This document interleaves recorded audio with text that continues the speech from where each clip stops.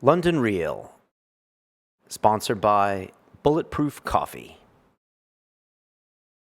As we've seen now with Dr. Carhart Harris, and if you haven't seen that episode, please watch it, because he is doing real clinical research where he is actually showing that these substances can help in depression, can help in a lot of repetitive behavior patterns. Like, I'm sure everyone listening to this have felt themselves in a cycle. They say the definition of insanity is repeating the same action, expecting a different result, but yet we've all done it. And Dr. Carhart Harris, who is a researcher, he's not a user of these substances. He has said it's a definite way to break a cycle of behavior. Yeah, it's really great to see. He does a lot of scientific studies on actually what happens in the brain when you go through. I think he did a lot of his research with the psilocybin mushroom, but again, these things have a big overlap. And I like the way he described it when he said, in the brain there are these certain hubs of information, and they collect information from various different parts of the brain into one cohesive whole. And what he said is the psilocybin kind of lowered the activity of these hubs, and he explained it as almost as if a conductor left the room in an orchestra.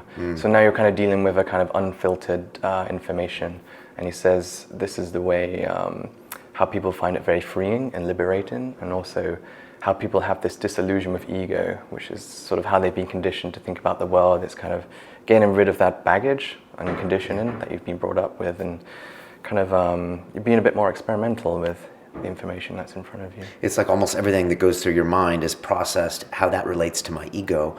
If you see something, it's like, okay, does that make me feel good? Does that make me feel bad? Does that validate my personality? Does it not? So I think with some of these substances, as Carhart Harris is talking about, it removes that, and then you can, like you said, process the raw information for what it is. Yeah, and I guess that's also why people see themselves for how other people might see them as well. They step outside of their, I've often said, it took me out of how I thought about the world and actually how it was instead. I was just kind of, my conditioning acted as a kind of filter for life, and to take that filter away and kind of see things from a different perspective. It's something that Simon Powell talked about with the psilocybin solution, and something Dr. Carhart Harris talked about, where maybe someday there will be these clinics, they may be these like you would go to a spa for the weekend. Rejuvenation center. Yeah, where you would check in for the weekend, you would see a doctor, they would prescribe a certain amount of psilocybin or a certain amount of dimethyltryptamine. You would go into a comfortable room with comfortable music with maybe a nurse to watch over you, and for the next 8 hours you would explore parts of your brain and maybe